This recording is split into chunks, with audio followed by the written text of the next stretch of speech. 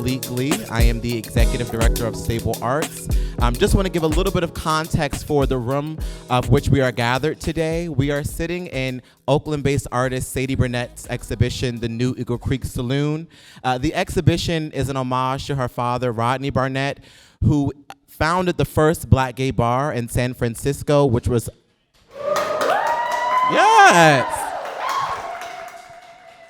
which was open and operating between 1990 and 1993. And for Sadie, of course, we have this beautiful sculptural object, but the art is really this. The art is really the convening. It serves as an invitation for us to celebrate other queer black histories. And today we're focusing our attention on the great work of, our guests, our panelists today, and their work in archiving and documenting black queer life here in DC.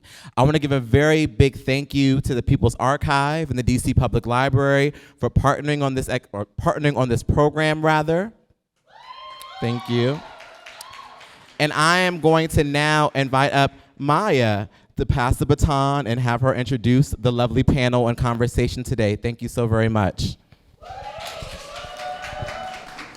Thank you so much, Malik. And thank you so much to Stable for allowing us to partner with you for this program.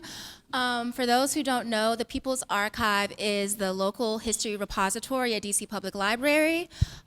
We serve as a way for the community to connect with different materials that we have that are archival and historical, as well as a Black Center. So please ask me more about that after if you'd like, and I'll let you know. All right, so today we're going to be talking to three cultural producers whose Black queer publications have really changed and transformed the landscape of DC and Black queer culture in this city. I will first introduce Sheila Alexander Reed.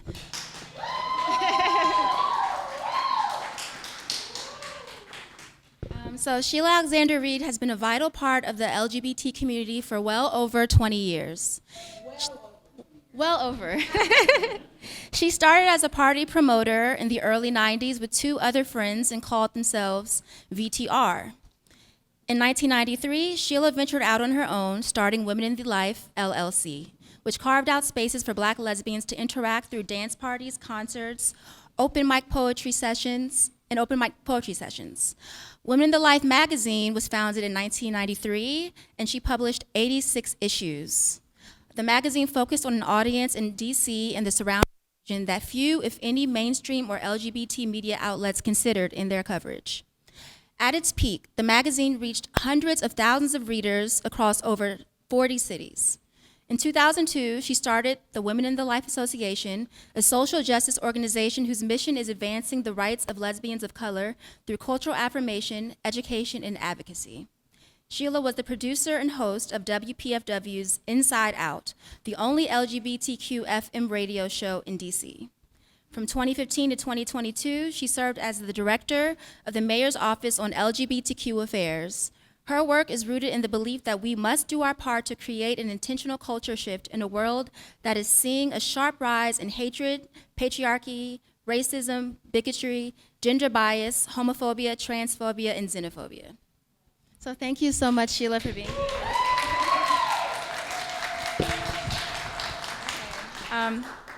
Next, I want to introduce Jordan Deloach, a narrative strategist, writer, editor, and artist who's committed to amplifying the voices of oppressed people through writing, activism, and design. Formerly, she organized with BYP 100, a collective of Black activists fighting for freedom and justice for all Black people. And with Decrim Now DC, a campaign demanding safety for people in the sex trades. She is the lead editor at Melanation, an art zine by BYP 100 DC, local Black artists and writers. She currently serves as the Director of Communications at State Voices, a nationwide network of 25 state tables and 1,200 partners fighting for a multiracial democracy. Thank you. Okay. And finally, we have Ebony F. Bell. She is a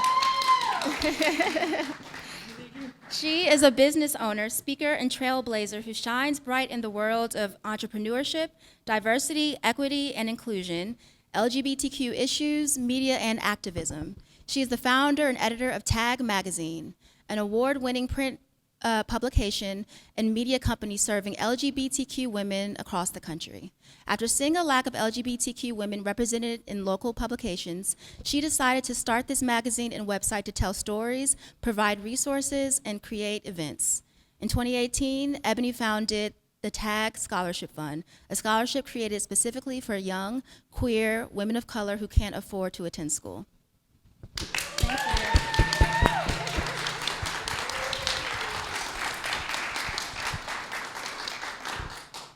Okay, so to get started, I want to briefly touch on the title of this program. So there exists a need for something more. It comes from Sidney Brinkley, who wrote Black Light magazine in 1979. And so in his first editor's note, he talked about how there was Ebony magazine, there was Essence, there was Jet, but there needed to be something for the black gay man and woman. So I think it's interesting that this magazine, as well as the other magazines that are represented here, all start with like these, trying to fill these holes in the culture. So I want to ask you, what holes did you feel like you needed to fill when you made your magazine?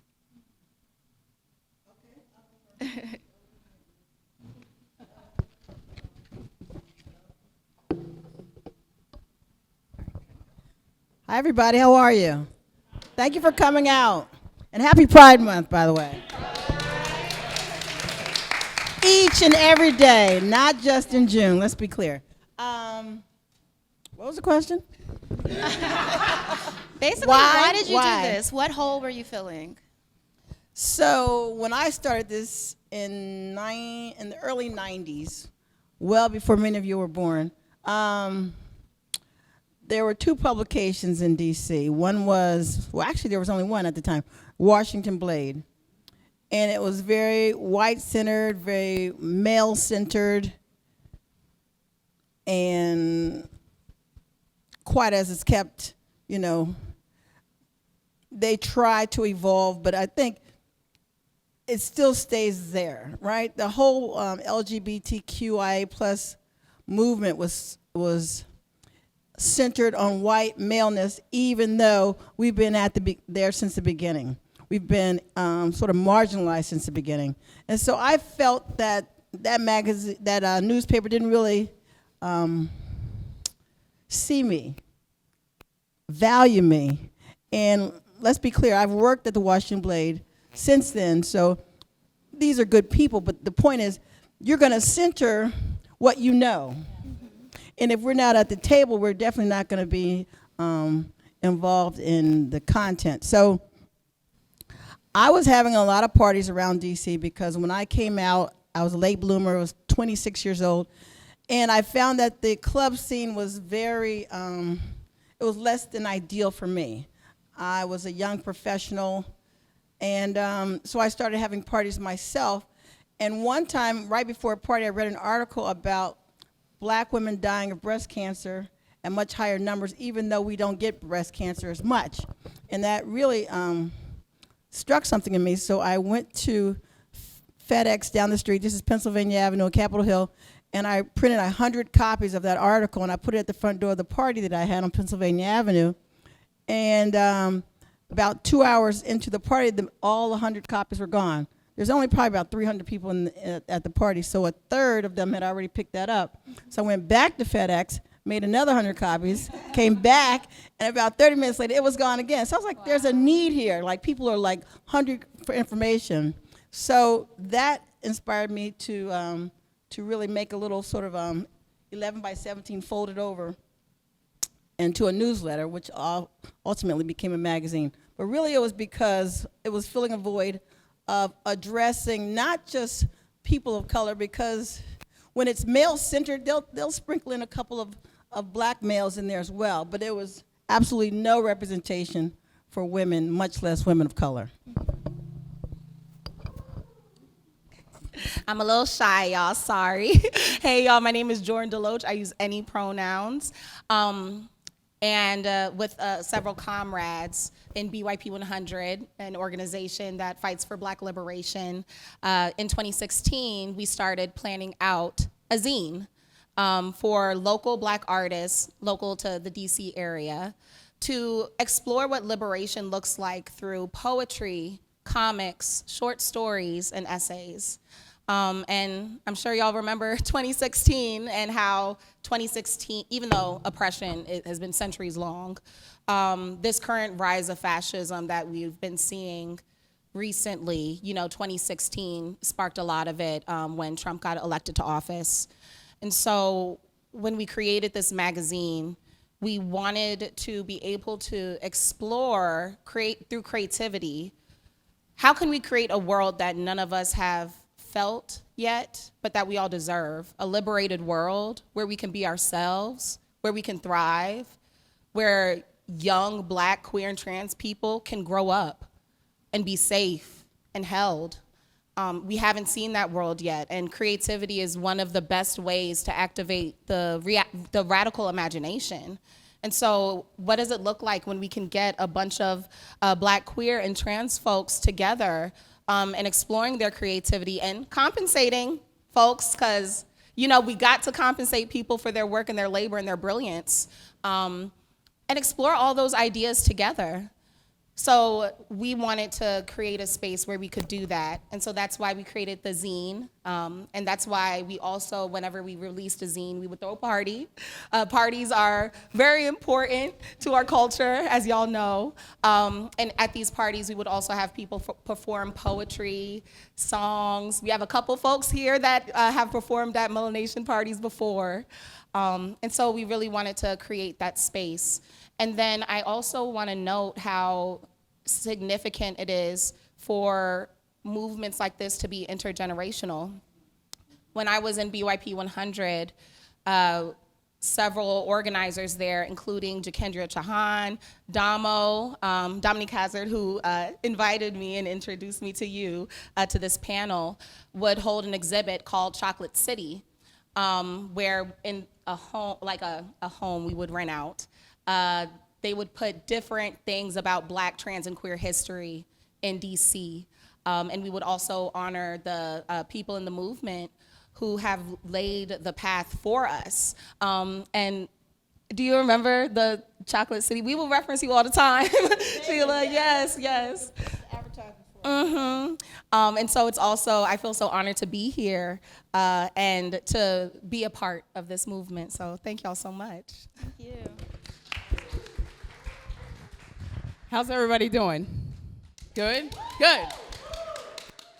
My name's Ebony, pronouns she, her, and exactly what Jordan said, the intergenerational part. I have to say that Sheila ran so I could walk, absolutely is the case.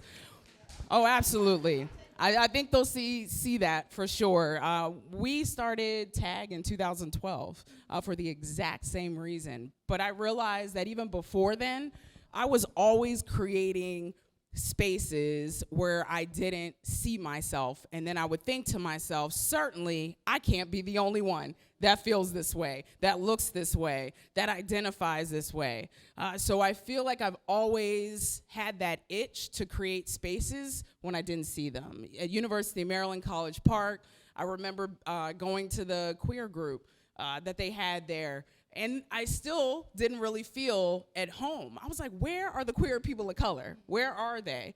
Because it only really satisfied this half of me, really, but I know that they didn't have the same experiences that I did. It's one thing to be queer, and it's another to be a queer, Black, masculine, and center woman.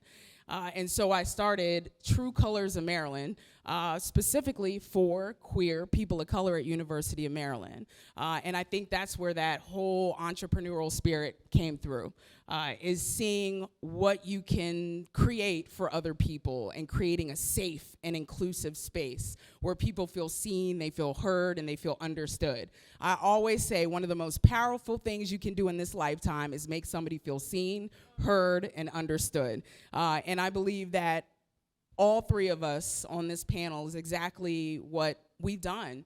And that's what I wanted to do with TAG. Though we tell all stories of queer women, of course, I'm a Black queer woman, so I'm going to put us at the forefront and be very intentional about that, because I've been used to be putting in the back, right? And what's crazy to hear you talk about the other publications here, and one of the things that I always say, I started it because they were so white, male heavy, and that's 2012. You're talking about the 90s. So let's just talk about how we're talking about the same stuff even back then, right? So I think it's really important, just like Sheila filled the need in the 90s, we feel the need in the 2000s, you know, and guess what? When we're older, there's gonna be somebody younger that's gonna be doing the exact same thing. So I think really it's just, I did it because I know how that feels to not feel like you're in an inclusive and safe space. And what I hope is my publication and the events that we all have does that for people. Thank you so much for that. My next question is about the process of putting these things out. What is that like? Or what was that like? I mean, I know your magazine started as newsletters, and they've grown so much since then, and then your magazine is a zine. So in a way, I feel that all three of these publications began as zines in a way. So I'm curious about the process of choosing articles, getting people to collaborate with you. Yeah, if you could speak to that. I think the reaction that you all just got was like the trauma of it. But I mean, listen, it really is a labor of love. Like when people say that, it is so true, because we want to include everyone, right? We want to tell the right stories, and I'm not gonna lie. I feel like it probably took me a couple of years to hit the stride where I felt like we could see everyone, if that makes any sense. Because I literally just left my job and was like, boop, I'm gonna do this. No experience or anything. I just knew I wanted to get out there and just show that our stories existed and they mattered. And I absolutely made mistakes along the way, but I'm grateful for those mistakes, right? Where I was just talking about how I remember there was a Black trans woman who, and I was super embarrassed about it. I was in a panel like this, and somebody was like, or she was like, I don't even see myself in this. And it broke my heart, and of course I was super embarrassed and wanted to like crawl under a rock. But I'm grateful for people like that who can tell me, hey, you think this is what you're doing, but in fact, you really aren't. And that's when I realized we gotta get more trans people on our staff. We have to have more Black queer women on our staff, more this, more that, because we can't tell those stories. I can be an ally till I'm blue in the face, but I'll never be able to tell the story the way you can. And so it has always been a labor of love, a lot of learning lessons. And I have a great team that will call me out, call other people out and say, hey, these people are missing, or what about these stories? And I'm grateful for that, for sure. And what I'm telling you is a very small part of what goes into it. I'm sure. So in the 90s, I just want you to take you back for a minute. There was no such thing as social media. And so in order to spread the word about an event, so to speak, we had to take a nap, wake up around 1 in the morning, and go to the party that was ending at 2, and put flyers on all the cars outside. Sometimes we would go to the party and then go outside. But most of the time, we were just sort of like napping and waiting till it's time to go to work, really. And a lot of these clubs were Trax, Hill Haven, and a lot of clubs that were what at the time were sort of risque parts of town. You couldn't tell today; those same areas are very gentrified. Is but it like the it's southeast, southwest. It was really southwest primarily, and even Barracks Row, where Hill Haven and the Fays were located, were very risky at night because a lot of the military people were very homophobic. And they see these beautiful women coming out of clubs, and they feel that they can harass people without any accountability. And if you don't respond to their harassment, then they're going to get upset. Then they're going to start cursing and sometimes attacking. So it was really not safe. So we were really trying to have these events creating safe spaces. And when you say that, people take that really lightly because there's so many now. But I'm talking about the 90s when there were no laws against discriminating against LGBTQIA plus people. There were no terms like non-binary. There was just a different mindset. You could fire somebody from being gay. You could take somebody's kids because she had left your ass for another woman. I mean, it was just, you were under scrutiny and under attack at all times. Many people were in the closet. Many people would come to the parties and have somebody go outside before they left to make sure it was safe to get to their car without somebody else seeing them that they knew from their job or their school or their church or their family. So it was a different kind of mindset. So I want you to understand where we are. Plus, in D.C. in the 90s, it was the murder capital, and HIV and AIDS was jumping off. And all of the funds, and I probably would be sued, let me just correct that. Most of the funds were going to the white community. Meanwhile, we were dying at extraordinary numbers. And so, but because we were not sort of like together as a strong voice, we really didn't have a way to fight. But eventually, that's what trauma does. It makes you sort of come together and fight. And so we were burying all of our gay male friends, and we were watching a lot of our friends, women die of breast cancer because, as I said, we're so busy taking care of everybody else, we're not getting tested until it's stage 4. And that was the environment in which I started this magazine. So you want to know what the process was? The process was grief. The process was PTSD. The process was nobody's giving you funds. Everybody wants to pay for ads, for pharmaceuticals, for people living with HIV and AIDS. But because we were a lesbian publication, they felt that we didn't need that. So we were scrambling. I happened to have the privilege of working at a publication, so I had graphic artists at my disposal. I worked at the Washington City paper for 32 years in their advertising, so I had graphic artists. And so that's why these publications, you know, I think look pretty good for the 90s, right? And early 2000s, right. So, right. I would go to my coworkers and say, hey, can I pay you on the side to lay out this magazine? And laying out means there was a board, a big-ass cardboard, and on one side would be one page, and on one side would be other. You type up the text, you print it out, you cut it, you put some adhesive on the back, and you put it on the board, same with your pictures. Then you take it to, I took it to a women-owned publishing company in Northeast, and then they would publish it and then send it back to me in boxes and boxes and boxes about a week later. And then I would get up. This is Sheila. I was the editor, I was the writer, I was distributor, and head salesperson.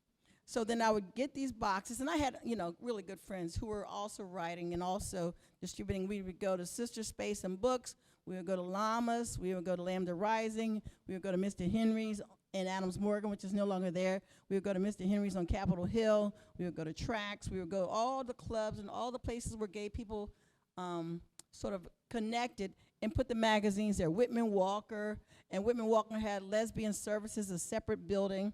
And these are the places that we would go, as well as every restaurant in DuPont Circle, every restaurant and every club, because that's where we were found. Now, you know, the whole beauty of We Are Everywhere makes it really hard to know where to put all your publications. But at the time, it was really easy. We had about 15 places to go. And then a distributor contacted me and said, hey, how would you like us to sell this nationally for you? I was like, awesome. So now Women Life is available in Flagstaff, Arizona, Giovanni's Room in Philadelphia, which is where I live now. And that bookstore is still there, and that's the oldest gay bookstore in the country that's still open. So to imagine walk in there 2 weeks ago during Pride and be in the bookstore that sold Women in the Life back in the 90s, and it's still open. It was just a great feeling. So the process was taking your grief, taking your trauma and your joy, putting it down on paper, sort of sticking that paper to a cardboard layout, and then taking it to a publisher and getting it back. and I think we printed like 2,000-3,000 a month, maybe up to 5 to 10 at our height. But it was a lot. And then I had a day job at the city paper, and then I had a night job, Women Life, having parties. At this point, Women Life had an event every Wednesday. It was open mic poetry, as well as a party every first Friday, as well as, don't let there be a holiday. Memorial Day, Columbus Day, Thanksgiving, Labor Day, every time there was a holiday, we had a party that Sunday night. So it was like being on a treadmill, and I was quite passionate about it, because once you start, it's like it becomes a part of who you are. It's like an adrenaline rush. Every time a magazine came out, I was like, oh my God, I gotta get this out. People have to see this, because it was different from the last one, and there's nobody else doing it. So at the time, it was a labor of love. The minute I stopped, I was so relieved. But that was 10 years later. Very glad you mentioned like how much grief went into it. Thinking about, how your first issue was about getting the word out about breast cancer awareness and the HIV statistics at the time, I feel like these magazines are acts towards futurity for Black queer people. So it's a life-giving action, and it's just very powerful. So At the time, he Yeah. was doing it because it was fun, and it was educational, but it was also rather necessary. I'm not sure if it's as necessary now. You all will be the judges of that. But I think at the time when there was, again, there were no safe spaces. There was no online place to go. And if you went to a club, you may run into somebody else who could out you. So there was a fear of even going out. So this really, being able, people would pick up the magazine, put it in a bag, and take it out the store or take it out the restaurant, because they were so afraid. But it provided that sort of like secret connection that we created. We created this community, and we created a movement, and then ultimately we created health programs when we decided that we are dying disproportionately, even though we didn't have the data to prove it. We could see it, and then we had to go fight for these programs. And so it was really integral in the survival, in our own survival. We had to participate in our own survival. Yeah. And Toni Morrison has a quote that I use almost every time I speak.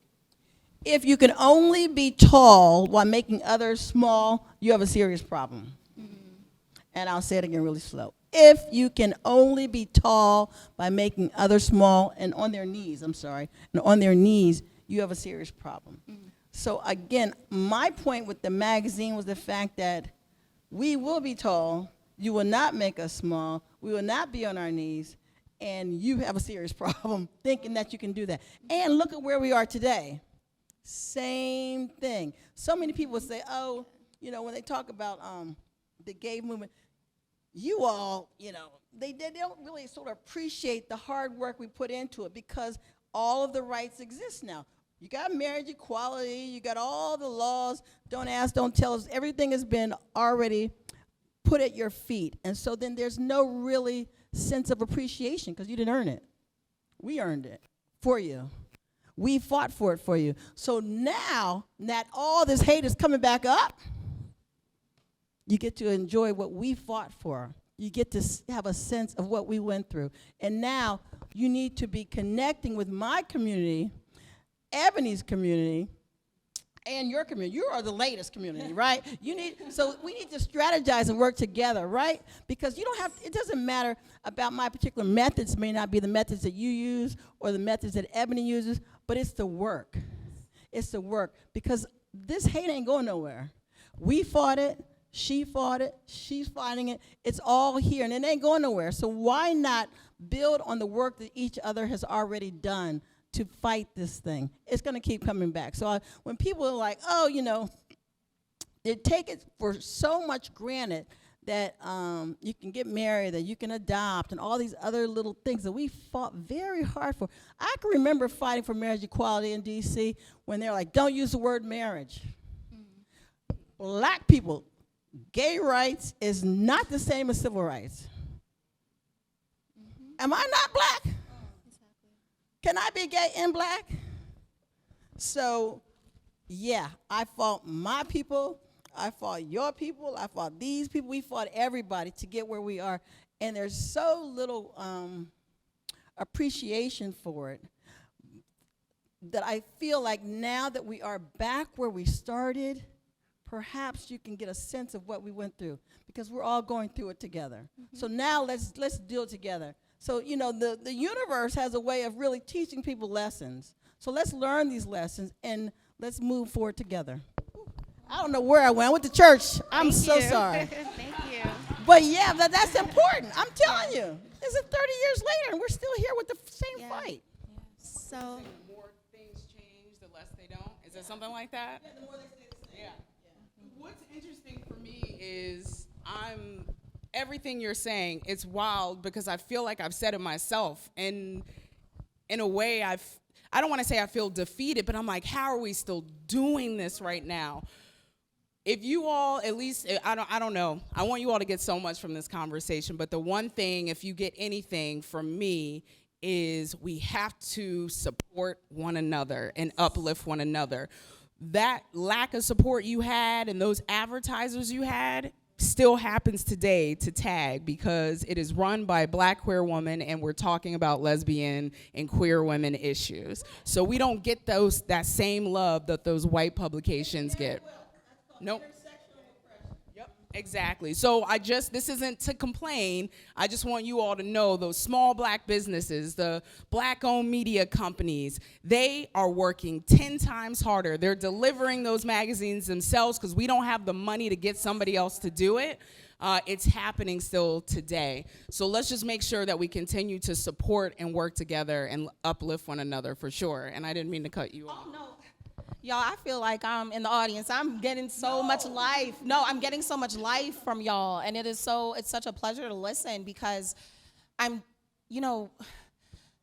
because of the things that you all did, that is why with Melanation Zine, we were able to get, we had a core team of around like 7 to 10 people, all volunteer.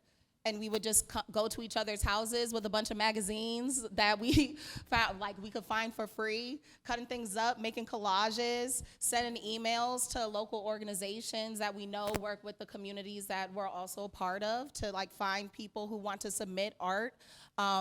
And the fact that we were able to do that and able to create a space for ourselves is because of folks like you. So that's why I'm like, I'm getting my life right now, and I'm learning a lot. But another thing that I think is so important to the process is it is so difficult to not internalize the way our oppressors tell us we're not enough, we're not good enough. Who are you to call yourself a writer? Who are you to call yourself an artist? Who are you to think you can create a magazine with a ragtag team of friends? And with Melanation, a lot of us had never done something like a magazine before, had never been published before, but we knew we had something to say, and our people had something to say, and so we were gonna try. And so from fundraising to figuring out how to do layout in Adobe, InDesign, finding people who would give us trainings on how to do those things. It's a labor of love, and it was a need. I say that I needed Melanation. We unfortunately are in indefinite hiatus since 2020, the start of the pandemic. Because things just became so difficult. But I think all of us that worked on it really, really needed it. It was both a way to empower ourselves and empower other people in our communities. And I also want to note how important Black queer publications are overall. And I hope that if any of y'all are interested in publishing something, creating an archive of our history, I hope that y'all do, because we need an archive of the work that it takes to get to where we want to be, to the world that we all deserve. I was just in Alabama, in Montgomery recently, in a rideshare, and I was conversing with the driver, and he was telling me how His great-grandfather was lynched in Alabama, and a New York magazine published a story about it. And then some white folks from Alabama came to New York and burned the newspaper building down. These are the types of things that happen to our histories, that happen to our publications. And one of the reasons why this person was able to find out all that history was through the Equal Justice Initiative in Montgomery, Alabama, which I encourage, if anyone hasn't heard of it, to look into it, as they've tried to find the history of folks who have been lynched and whose names have been erased. But through these publications, we get to say, no, we were here, regardless of what anyone tries to say, what anyone tries to tell us who we are. No, this is who we are, this is who we were, this is who has come before us. And we have to do the work to also create a world suitable for future generations that come after us, and let them know that there is a way forward, there is a way to get through all the bullshit and all the violence and all the horror. Yeah, so again, thank y'all so much for this wisdom, because I'm really getting my life.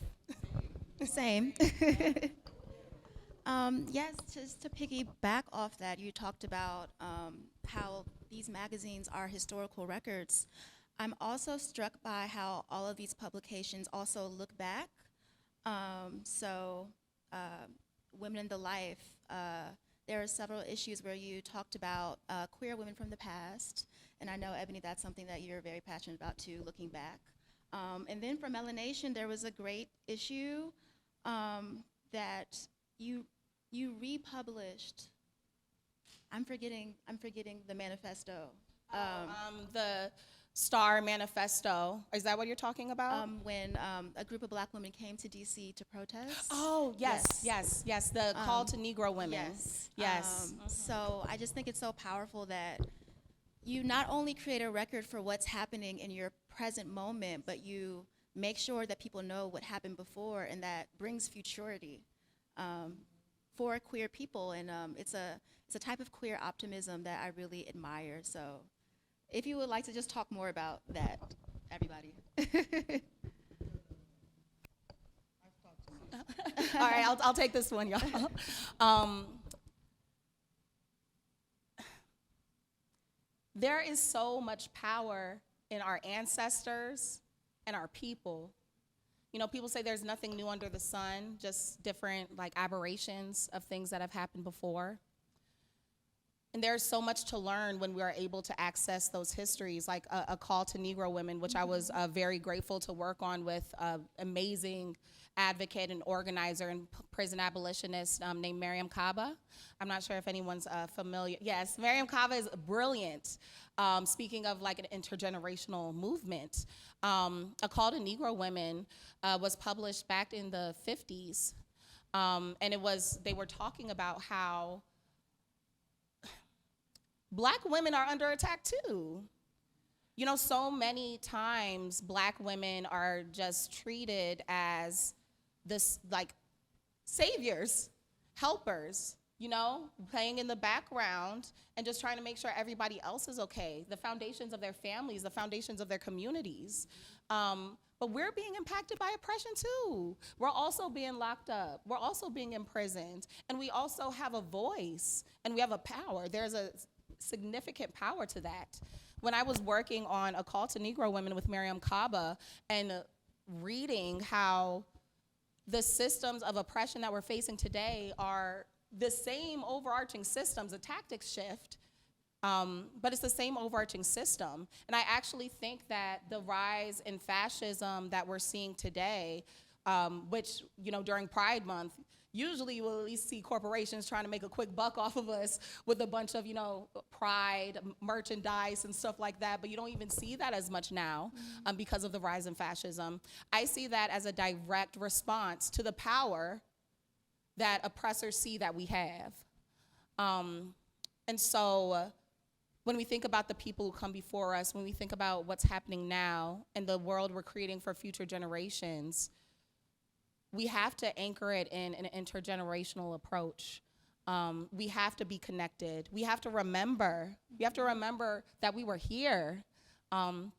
I see archival work archival work can exist in so many different ways. I would be remiss if I didn't mention one of my greatest friends, Nona Connor, who's a Black trans woman from DC. Yes, Nona, Butterfly Nona. She passed away a couple of years ago. She had a butterfly tattoo on her face. And so me and my friends got butterfly tattoos on our arms after she passed.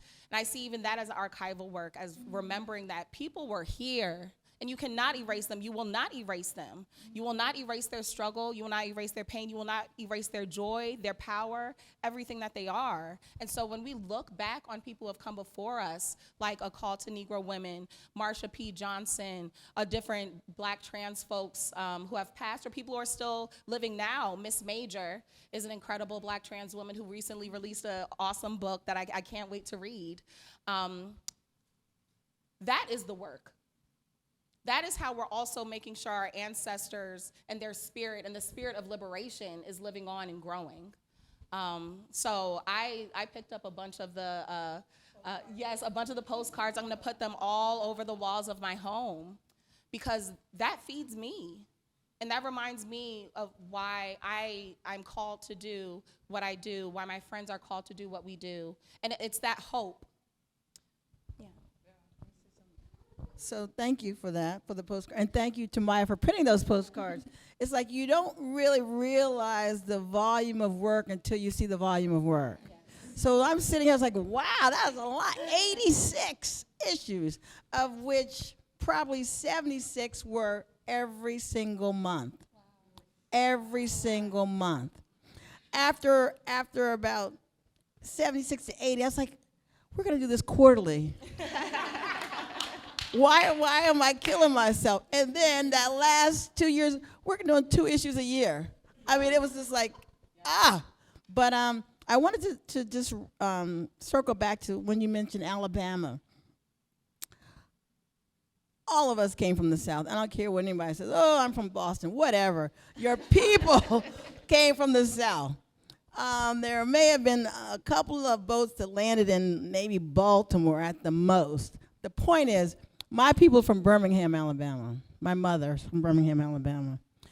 And she's 92 years old. You're going to be 93 in a couple of months. So she lived through segregation. And she's the only girl of 3 kids.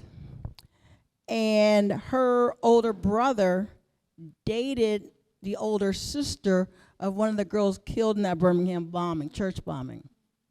So let's connect yourself to that. My uncle dated the sister of one of the little girls killed in the Birmingham bombing, church bombing. So I stand on the shoulders of people who have been resilient and surviving and really, I'm going to say, defying the odds from day one. My mother's 92. She was the person who started the sickle cell program in this country. If you have sickle cell and you're taking some meds, you can thank Clarice Reed. Wow.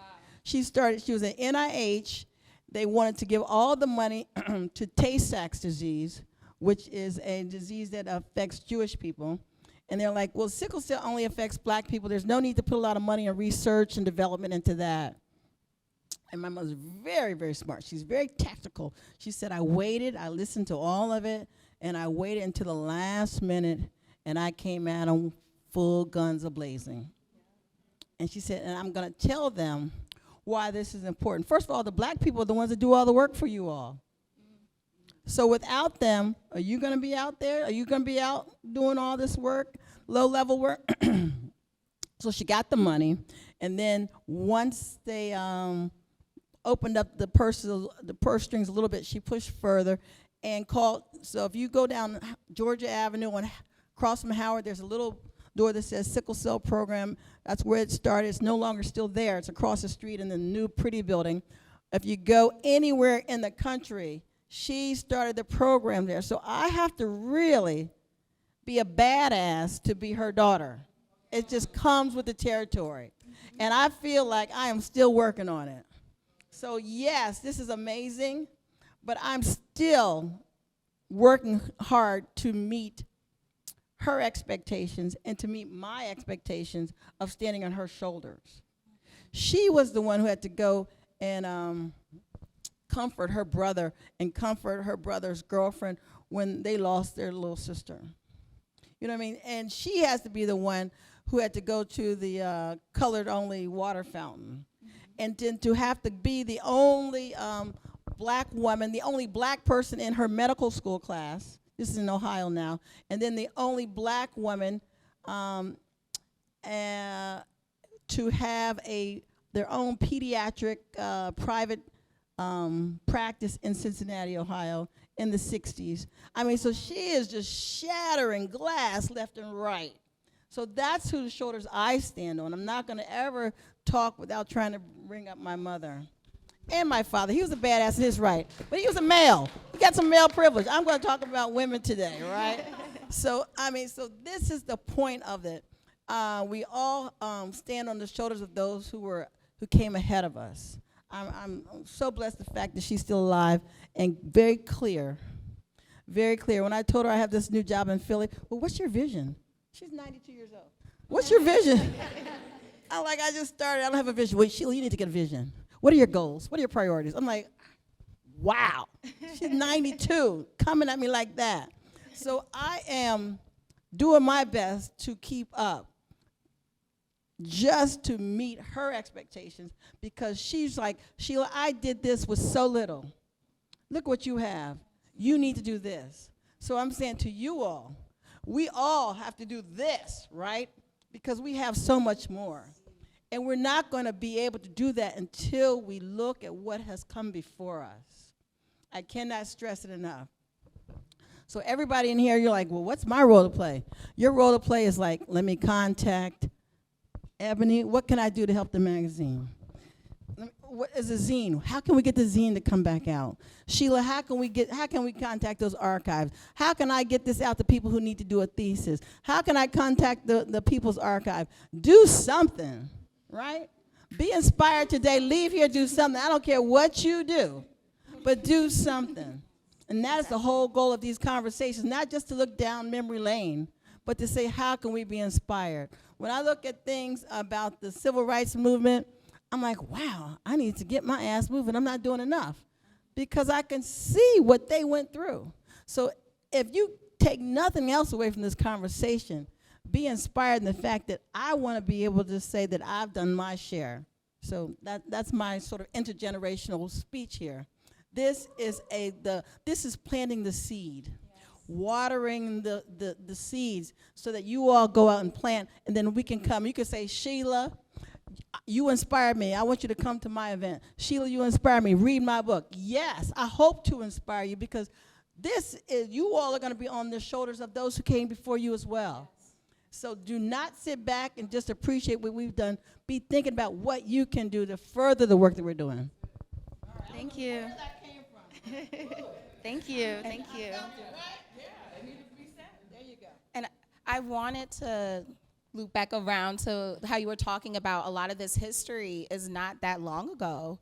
My grandfather never knew his father because he was lynched before he was born.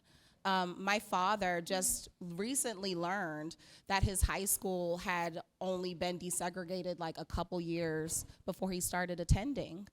I grew up in a city right outside of DC in Maryland, and just this year, old church in the city of Bowie, there was this overgrown, like the back of this church. It was just like overgrown with weeds and trees, et cetera. And after so many years, this year they decided, okay, we're finally gonna clean this up. They discovered over 500 unmarked graves of enslaved people where that was overgrown. And I can only imagine, back in the day where the first person at that church decided, we're gonna cover this up intentionally. And it's only till now, over 500 graves. And so it is our job to uncover that and to, just showed that it was real. These people were here. We're here right now. It's being recorded, so people will know that we were here. Let me listen. You all said it all, but I want you all to know the power of our ancestors and the people that came before us. I want to share a story that happened to me years ago. I was still in college. I think I was 19, and I was selling ads. I had an internship where I was selling ads for some booklet or something. I always say, all the work that I did before led me to doing a magazine, advertising all of this. And there was a bookstore on U Street, I believe it was Black, lesbian owned, Sister Space. Boom, I thought it was Sister Space. Anybody remember that? Yeah, it's not there anymore, unfortunately, but I remember I was just going door to door, literally doing sales. And I walk into Sister Space, never even heard of it for the first time. And I remember the woman who was helping somebody else, and she said she'd be there in a minute.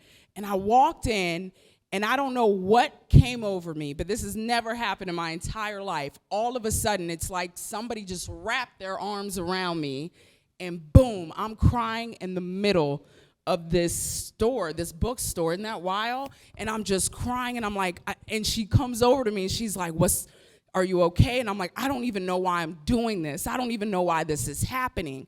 And it's like she knew in that moment, and she just gave me a hug, and it was an older Black lesbian, and she was like, come in, sister. She was, oh, you all, beautiful. I felt like it was my Black lesbian sisters who came before me welcoming me home. That is how I know the power of the people that came before us. That has never happened to me in my entire life. I didn't sell an ad that day.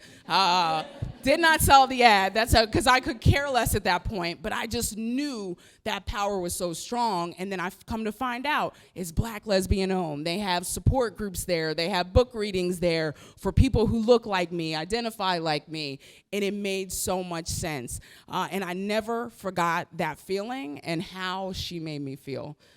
So I just know the power of that, and I know what they've done to get us to where we need to be. So I just wanted to share that story. Thank you for that. Thank you. I also want to mention the power of images. I'm so struck by these covers of Women in the Life and Tag, and like seeing these images of Black queer people, and what that means and how that shows that we are here and makes us geographical. So I was wondering if you could say more about that, the photography and the art and visual culture of these magazines. I'll take a stab at it. So in the beginning, I just asked friends who were photographers, can I use one of your photos? And as it went along, if you had a great cover, then there was a certain level of pressure to have a great cover the following month, in the following month. So it sort of like built upon itself. I looked at those early images, and I kind of cringed at the newsletters, like, oh, they're black and white. Oh, they were not so great. But it was the beginning, right? So, and as you grow, as you do better, you know better. And now as you know better, you do better. So majority of my covers were from Black lesbian photographers. And let's just put the word out there, folks, lesbian. I don't think I've said that yet. Queer's great, but lesbian is what I am, right? So, and there's a certain level of erasure that the lesbian over 40 feels. We don't even have the time to go into that. That's a whole nother discussion, but I'm putting it out there. And so this is a magazine by and for Black lesbians. And now, of course, queer people, women, non-binary, trans, everybody. But at the time, there was power. There's still power in that word. So I used a lot of photographers who I knew in the community, a lot of artists, and I took a lot of pictures myself. I took that picture right there. Those are all my friends. Oh, wow. Yeah, I took that picture in New York Pride. Wow. outside. Those women don't even know they're on the cover of a magazine. I love that T-shirt, right? So I was out and about just taking pictures with a camera because there was no cell phone cameras at the time.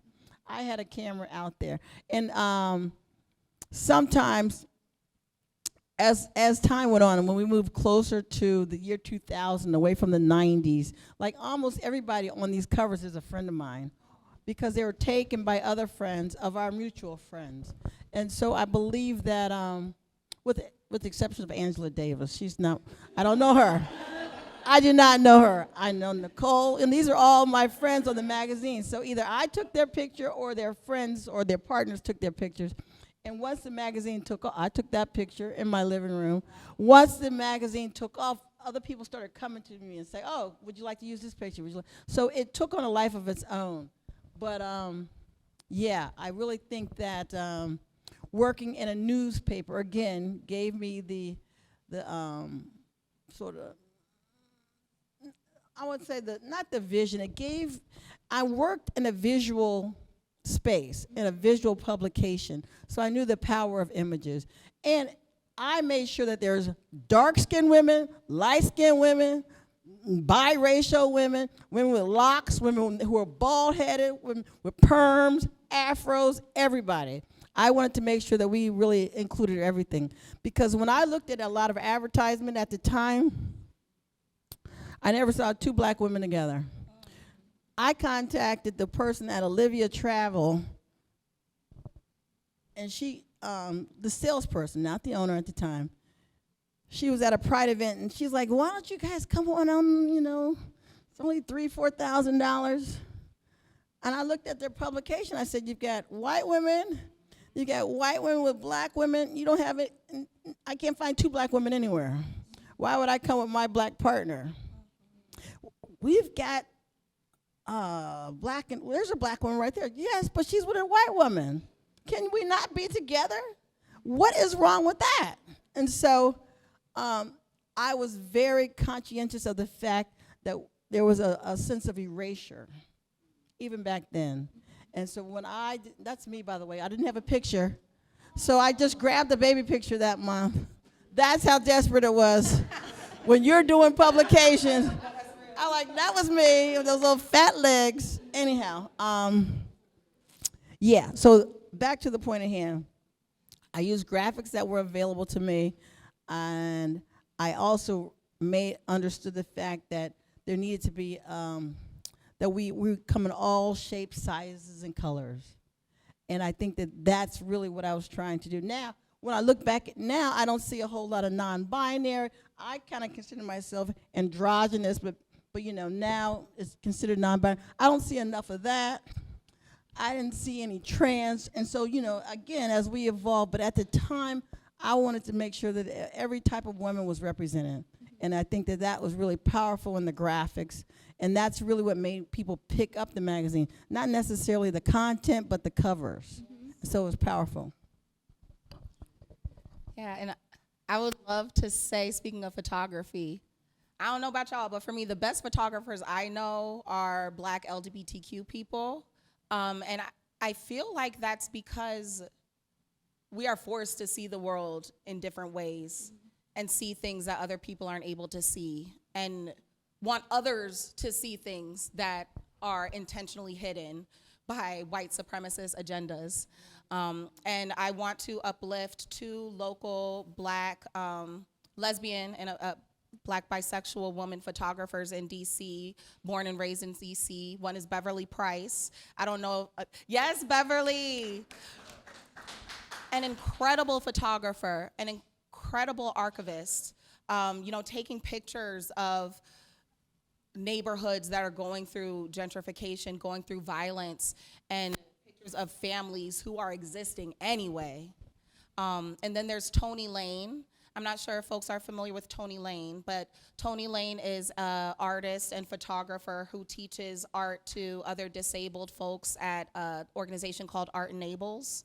And they're just an incredible, incredible photographer. Grew up in DC, lived in San Francisco for a while in the 80s and 90s, and saw, all the things that were impacting Black, gay, and lesbian and trans folks there, moved back to DC several years ago.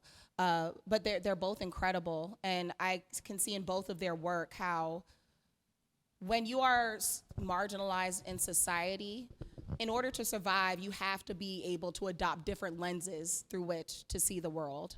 And I think photography especially really shows that.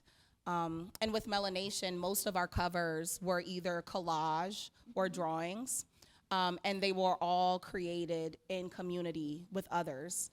For the covers that I made, I remember exactly where I was, sitting on the floor at a friend's house, just cutting things out, gluing things together, things not working, but, gotta finish this. We already have the event scheduled, so no delay. But also the community aspect of bringing a vision to life together it is so central. And I encourage everybody here, if you have ever had an inkling of like, oh, I want to create something, and just go to a friend's house and just start drawing, start writing. It doesn't have to be perfect. It don't even have to be good. It just has to be an expression of the way you see the world, the way your people see the world. Yeah. I think I've always understood how visibility and representation is important. And I don't think I've really seen the power and impact until I started TAG. And recently, when I've had the privilege to go and speak to young people and go to college campuses and speak about diversity and Black history and all of that, that I see that these young people are looking for y'all. They're looking for themselves, and they're looking for it in you all. I make sure that anytime I get to have a mic that I say that, because I will have young people line up to talk to me after. I'm not Beyonce or anybody, right? I just talk to you about Black history or doing better as allies or whatever. And the stories that they share with me sometimes are heartbreaking, with microaggressions and discrimination. They are looking for you all to be visible. If you all, any sort of impact you can make wherever industry you are, sure, magazines, but everybody doesn't do a magazine here. Everybody isn't a photographer or whatever. I don't care who you are. Within your company or whatever, this is the time to question their language and their images and what is inclusive. Period. These young kids are looking for themselves.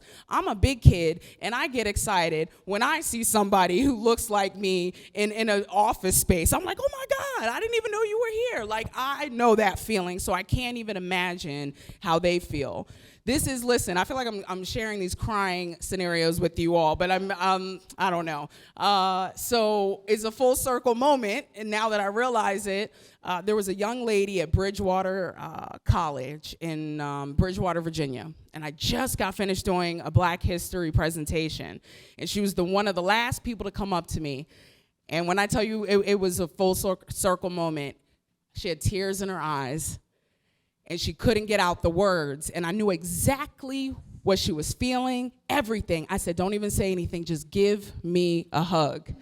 I get it, because I understood it didn't matter what I said on that stage, that just me existing was more powerful than anything else to her, because she felt like she was by herself. She was the only Black girl in the room, right? And most of the time in this, I think she plays some sport where she's the only Black person on the team or whatever, and so she didn't see herself on campus.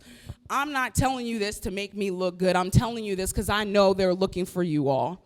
And in some capacity, you all have the power to be visible, to raise your voices now, because we have more an opportunity to do that. I'm telling you, they are begging for you all to see themselves in our images, in our language, in our jobs, in everything.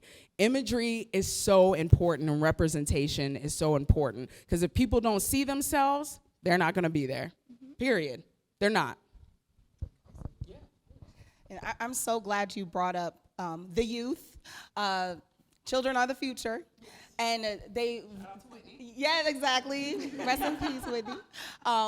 who's also queer. Yes, Okay, can you say exactly. that? Exactly. Sorry about No, that. do not apologize. Again, I'm getting my life. Youth deserve to be seen, they deserve to be heard, they deserve to be safe, and they deserve to be able to create and become. And so many Black, trans, and queer youth do not get that opportunity. Even if you go to a school or you have a teacher who, allows you to use the pronouns and the name that you want, the way you feel, your parents might not want you to do that. Or you have a school where that's just completely not allowed. Or you are going through abuse at home because of your sexuality or your gender.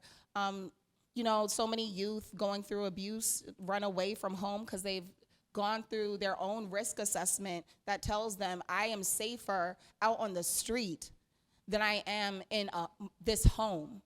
And then they get punished for that, threatened to be imprisoned, or you have to go back into this abusive situation.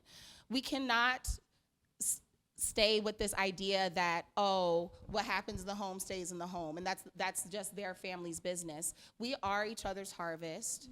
We keep each other safe, and we are each other's business.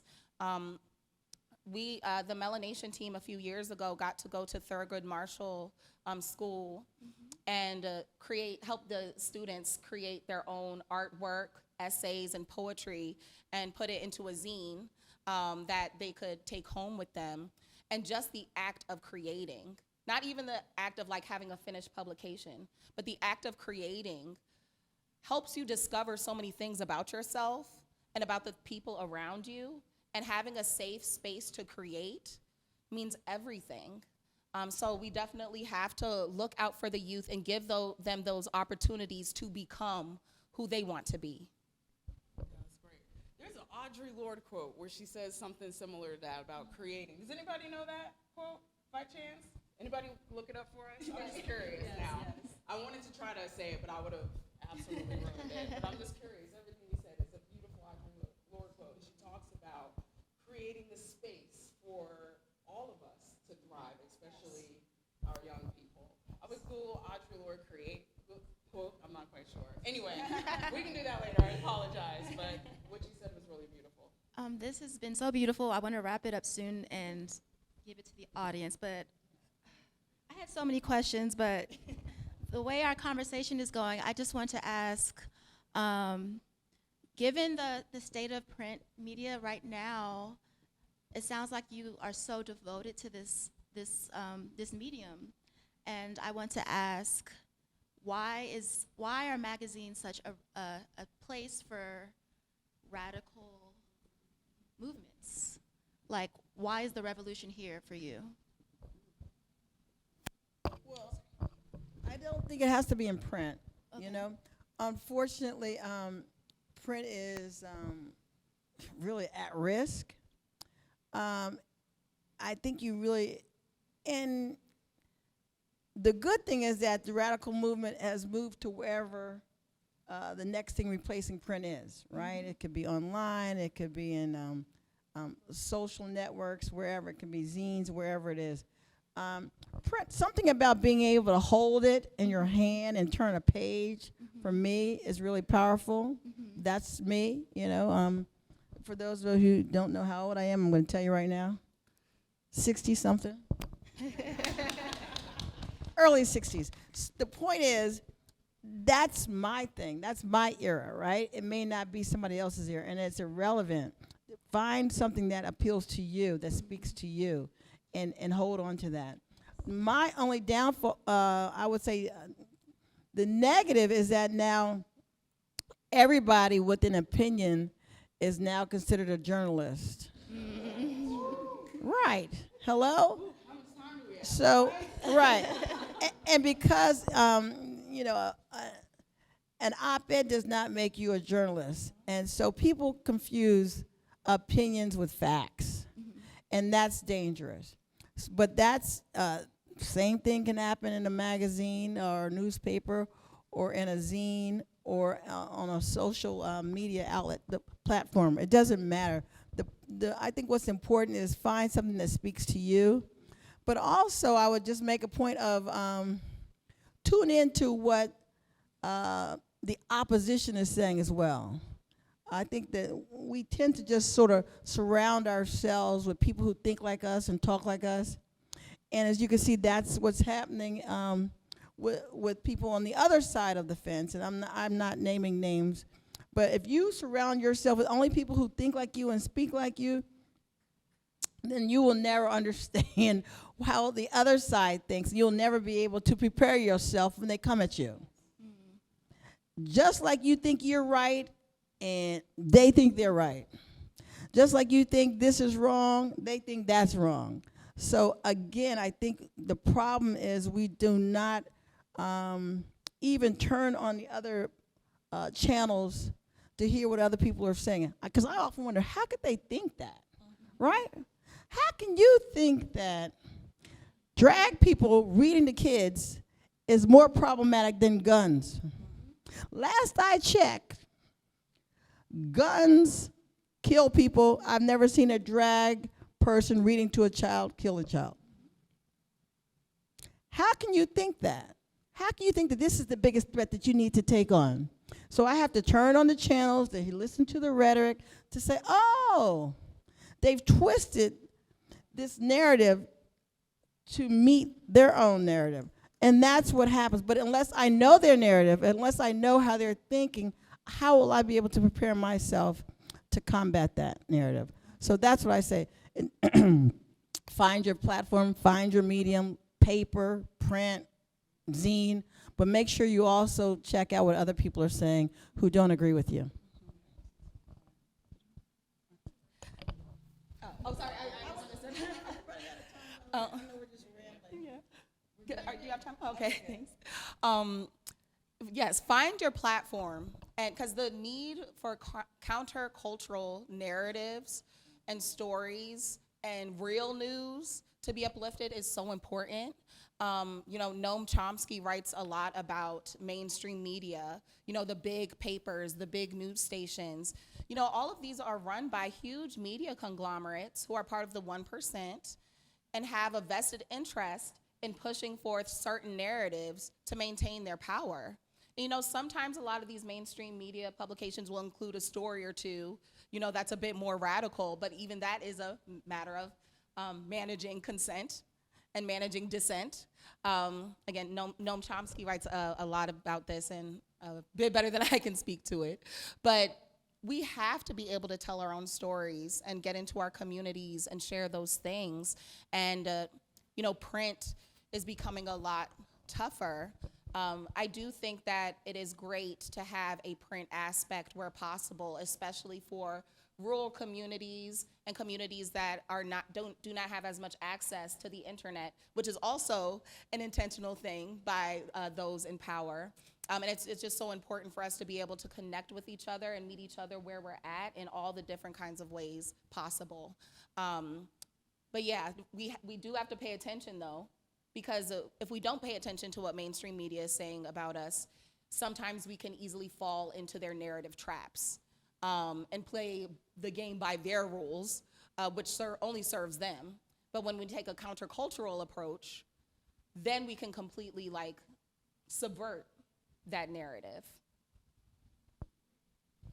So TAG is in print and we're online, and it definitely hasn't been easy by any means, but we found that exactly what you all are saying. Find your medium. We have subscribers that love print, and the reason we started it is because we wanted queer women to have something to be proud of, to have on their coffee table. Some of the messages I loved when we first started that we would get is like, oh my God, I found y'all on the metro and I've read you all the way to work or whatever. Everybody is different, right? I say old school for me because I love that feel. I'm still a book person. I can't do the tablets. Everybody is different, right? As long as you're engaged, I think that's all that we really want, is be engaged in some shape or form. And before I forget, I think we both have our magazines over there, so you all are welcome to pick up a copy and check a few of those issues out. But yeah, I think print isn't quite dead yet. I think it just depends on the people. But I would, be lying if I didn't say that it's not hard as well. But we do it because we love it, and our readers and subscribers that appreciate it, especially our rural folks, we get those messages as saying, oh my God, you all are my connection because I don't have anything out here. That is why we continue to do the print. And when that doesn't happen anymore, we'll continue to be online for sure. Yeah. No, it isn't. Well, and listen, I learned from the best, so I did bi-monthly and not monthly. I don't know how those folks do weekly. I'm like, woof. I don't know how they sleep. I don't get it. I had somebody looking at that quote, and I feel bad. Was the quote found? What was it? Oh. Did you see the two photographers that met with Tag? It's two black queer women, Courtney Ramsey and Robin Kenyetta, met through Tag. 10 years later, she proposed on our website on the homepage. We set that all up, and she said yes. So yeah, that's super exciting. I think it's still there on the homepage. I'm pretty sure of it. Anyway, it's all right if you didn't find the quote. I just figured I would ask. Oh, you did? My friend in the back.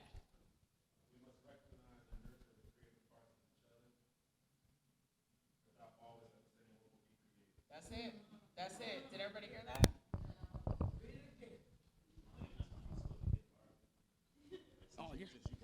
You're sweet. You're sweet.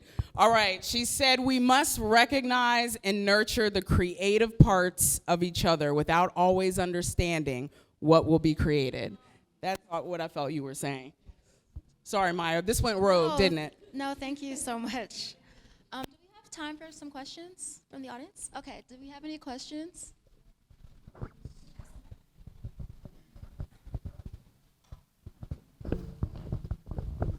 So this was touched on a little bit, but I think one thing that does remain consistent is how acutely Black queer people experience suffering, and often how we experience it out of time. There's been a lot of discussion of breast cancer. Another quote from Audre Lorde in the cancer journals is this language of, well, I'm facing this with a lifetime of furies. I'm a cancer survivor. Most of the people in my cohort were much younger than Audre Lorde. That was the kind of almost a joke between us. We didn't have a lifetime of furies with which we were facing that disease. And even though we survived, it's still hard every day. So the long and short of this is, in this conversation, in these covers, there's so much joy. And how do you balance that when you're putting together these lovely works? How do you balance the need for that joy as part of survival with the telling of history, with the bearing of witness, with the arc of witnessing, even when it does include that suffering, and even when people are trying to process it at times that feel out of time with everybody else? All I was going to say was, there is nothing like Black joy. There is nothing like Black queer joy. And one thing I always say is, one thing they've never been able to take away from us, even when we were brought here, is our joy. Period. That singing, that dancing, that love, that family, that community is something that we have never strayed away from. In fact, they try to take some of that as well. And as soon as I heard you talking, that's what came up for me, is I believe our joy has also been used as a way to fight as well. And I see it a lot.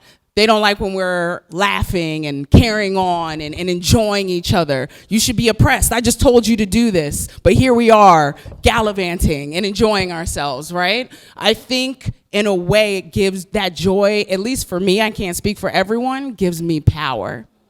Because I know it's something that they can never take away. They could take away my home, my car, my this, lock me up, but you'll never take my joy.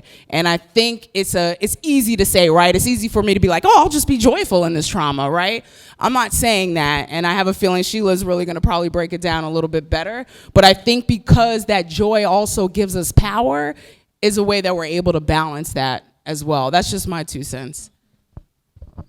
That was worth more than 2 cents, by the way.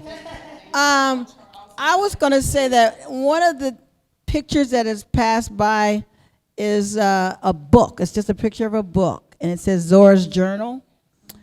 And it was an issue. Zora's Journal is taken from Zora Neale Hurston's Storytelling and Audre Lorde's Cancer Journals. And it is a book of stories of cancer survivors and the caretakers of people who did not survive. And these are all black lesbians, right? And that was the first foray of me into working to get a grant. In order to get a grant, most times you have to be a nonprofit. And Women in Life magazine was not a nonprofit; it was a for-profit. We didn't make any money, but it was a for-profit. So, because most of the time we gave it away, particularly in D.C., we sold it around the country, but in D.C. it was always free.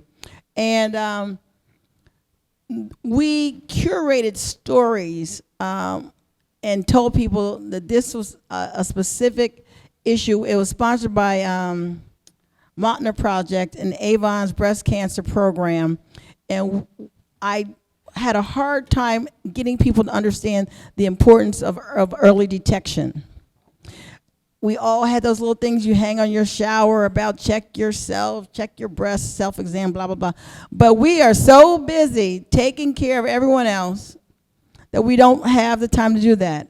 We don't have time to understand, is that a lump or is that, a big pimple, whatever. So I think that I reached out to them and said, look, we are not a nonprofit, but we're dying, and we really need to tell these stories. And that was the first time somebody gave us money to produce something. So we printed this publication. It's coming eventually. And it was profound. We had maybe 10, 12 stories. And I wish if everyone gives me their email when they leave here, I will find the sort of the online version, DC Dig, bingo, and we'll send it to you. So that's the beauty of having your magazines preserved, because those stories really moved people, because we want to understand, how are we moving the needle? Are we moving the needle? And so that particular issue forced people to recognize that, yes, this doesn't affect just strangers. This affects your own community. These are people that we knew. And several of them died after putting the articles in the magazine. We lost several very, very close, beautiful people, my God. So that really motivated us to do that. It also motivated me to start a nonprofit, because that was the first time I went from being a promoter to being an advocate, to being the fact that, sure, it's great to have a good time, but guess what? You have the opportunity. You've got a platform that could actually save lives. So that's when Sheila became not just a party promoter, but also the founder of a nonprofit to save lives, because that's when we went off. We started Wanda's Will. We started giving people free pro bono legal advice, because, again, our partners were dying, and then our families would come in and push us out because there was no protections. So these are all the things that were affecting us, and these are all the things that really motivated me, watching my friends and my people suffer. So your question is, how do you find joy in all that trauma? We found ways to be resilient despite the trauma. We found things like Zora's Journal to be healing, to be therapeutic. All of the work that we were doing that was really fighting for our own survival was also therapeutic. Each magazine that we put out was therapeutic, because it would have a column about sports. It would have a column about health. It would have a column about who's coming in concert, and all of these things that made us, all the different parts of us, mental health, social networking, or going out to clubs and concerts, things like that, as well as the work, as well as discrimination, as well as facts about women in general, statistics. So it was all about sort of like finding ways to serve all the parts of us And so, yes, there was joy every time that magazine came out.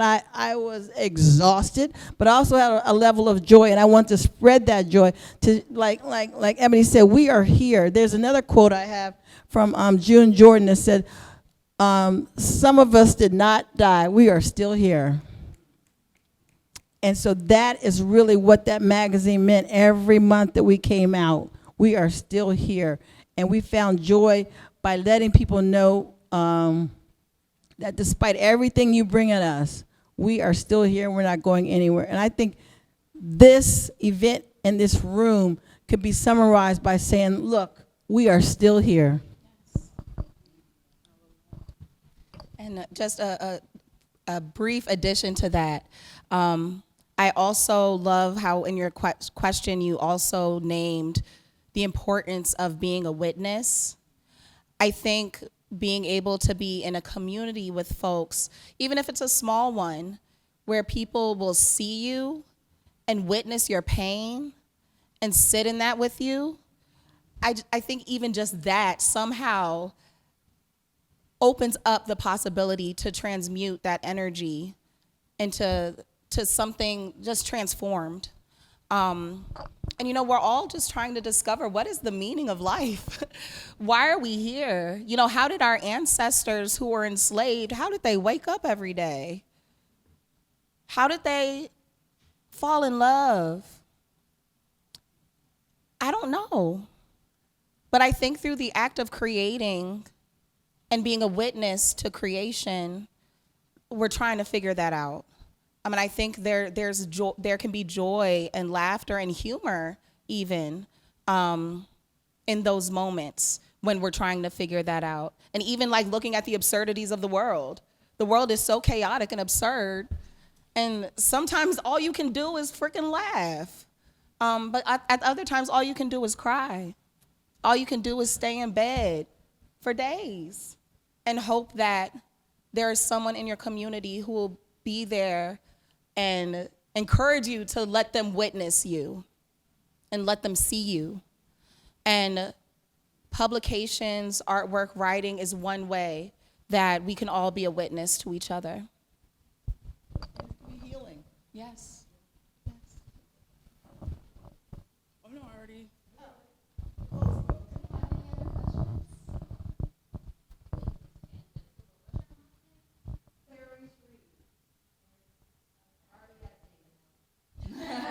You're going to take those notes.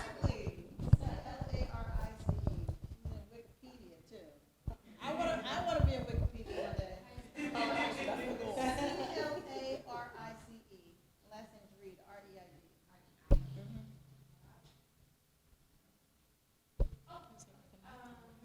Need the mic?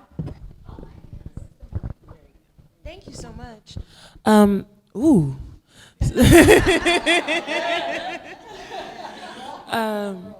Sasha, my question, I guess, because my own lived experience and my own understanding, you spoke about representation and the importance of being visible in that way and the images that we see. But I guess I'm wondering, what are the images or the stories that you feel we're still failing at right now?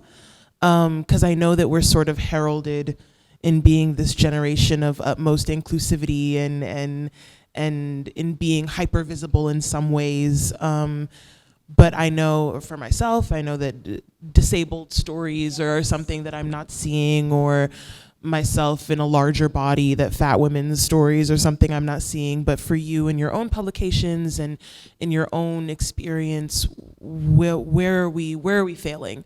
Who are we not seeing? Well, you just named a couple for sure, and the reason I say that is because I'm grateful that we have casted a wide net for more writers of all different backgrounds, bodies, all of that. And recently, it was actually really surprising to me. I think our readers tell us what we're missing and what they want. we did an article, and I apologize because I don't remember the writer's name that did it, who's a contributor. But she talked about loving her fat body and her trans boyfriend giving her that confidence. And it was one of our most popular articles that month online. And I'm like, wow, I didn't know that this is what people wanted. Another one that we did was, they called it, because I think they're empowering the word, so I want to make sure that I'm not offending anybody when I say this, but they said crippled sex. And that's them basically taking and empowering that word back. So I want to make sure that you all crippled. So they're a queer disabled person, and they talked about finding that in their body and finding that empowerment. And I'm realizing there are so many intersectionalities in our community that we are missing out on. So just those two alone, our readers have showed we want more of this too. That we have these type of readers of all different backgrounds. I think everybody can do a way better job of telling stories of transgender women, especially Black and brown transgender women. And let me also say this. Yes, unfortunately, we always see the articles about Black trans women who have unfortunately maybe been murdered or assaulted. It's an epidemic in this country, period. It is an epidemic that's been happening since we heard about Marsha P. Johnson being found in the Hudson River in 1992, right? It still continues to happen. But I also think the story sometimes we are missing, and it was a Black trans woman who really brought it to my attention, Dr. Lords Ashley Hunter, who lives here. And she said, you know, sometimes we forget to tell about the trans joy. And I think sometimes we miss out on those opportunities too. Because yes, of course, it is important to talk about this epidemic that's happening, but let's not forget to show the world that there are trans women and men that are kicking ass, that are doing great things, that are bosses, that have their own business, whatever that might look like. I like to see a little bit more of that too. That's a great question. So my day job is director of diversity in the city of Philadelphia. And one of the things that I say quite a bit, and if you know it already, I apologize, but diversity is a fact, right? Diversity is a number, diversity is a quotient, diversity is a fraction. People don't understand that. Inclusion is the action. I've been to conferences where somebody would be on the stage talking about diversity. I counted 17 times one time. But there was no talk about how we're going to have an inclusive culture in the workplace. So diversity is a fact. Inclusion is an action. Equity is a practice. Work with me here.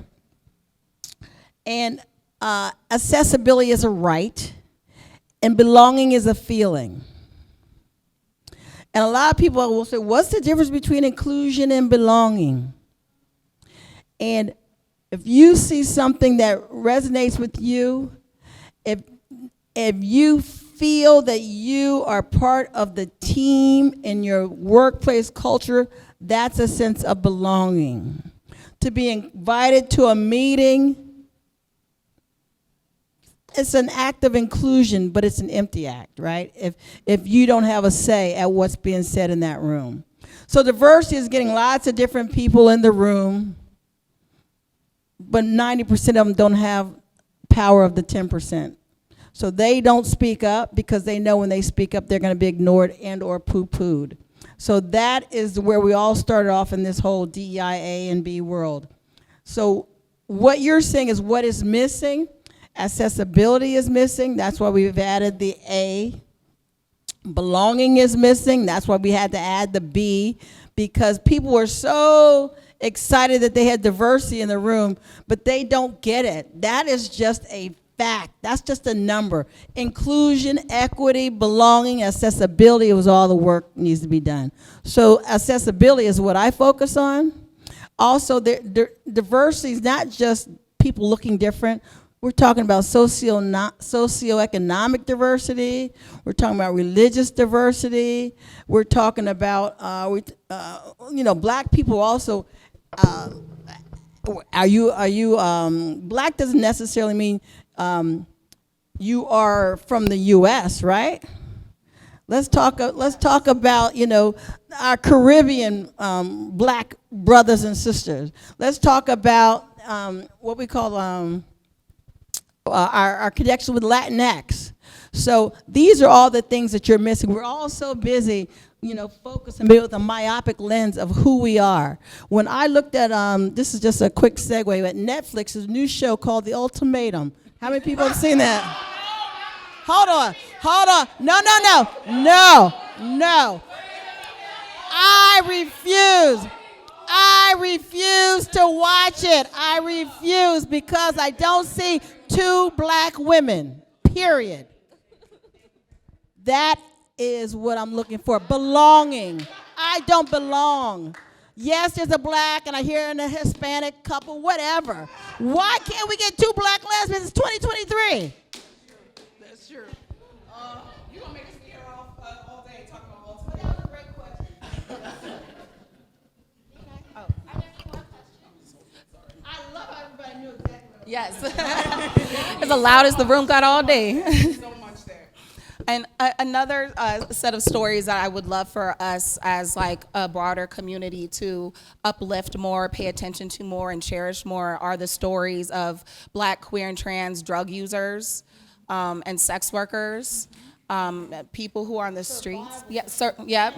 Yep, absolutely. And just thinking about the drug use perspective, there is so much shame that we project onto people who use drugs when, even though we understand that this world is so hard, and for some people, those drugs right now is the only thing that is getting them through the day. So what do we do about that? What does it mean to project shame onto that? When again, each of us is doing our own risk assessments with each and every day. And if someone's risk assessment ends up that this is the thing I need to do to get up in the morning, to not be in extreme physical pain or emotional pain, we need to look out for each other more. And then also, when you think about Black, queer, and trans folks who are, work the streets and everything, at night, if someone breaks into your house, that person might be the only one who knows what happened. That person is the one who's making sure they saw your kid out in these streets. They made sure they got home safely. But these stories are not told. They're hidden. Even though there's so much care there and so much humanity there. Just wanted to add that too. No, thank you. Thank you. Are there any more questions? No? Okay, I just want to say thank you so much. I feel so nourished after this conversation and ready to do some work. And I'm so grateful to be sharing space with you. Thank you. Yeah, thank you. Thank you for having this conversation and sharing this space. And I hope that we can all talk to each other after. And One more quick thing. So Yes. when I do like that, this is how you applaud for with the deaf people in the room. So I often say, try to do this again with ASL interpretation. And so we're going to focus on accessibility here so that people and the deaf community can come out and just put that all in all your advertisements, ASL interpreters, because if you put it on there, then they will come. Yes. Thank you. That's a good point. Thank you so much. Thank you.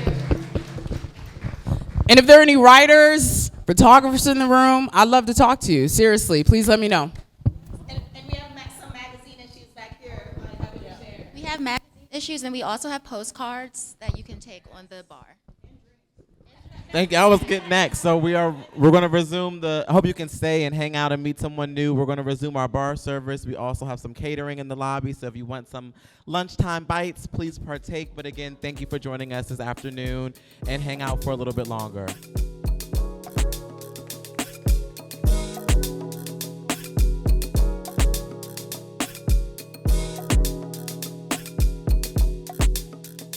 I just wanna let go.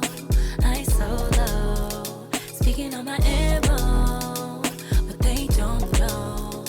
Now you see the skin glow, sweet like cocoa. Keep up with my tempo while I let go.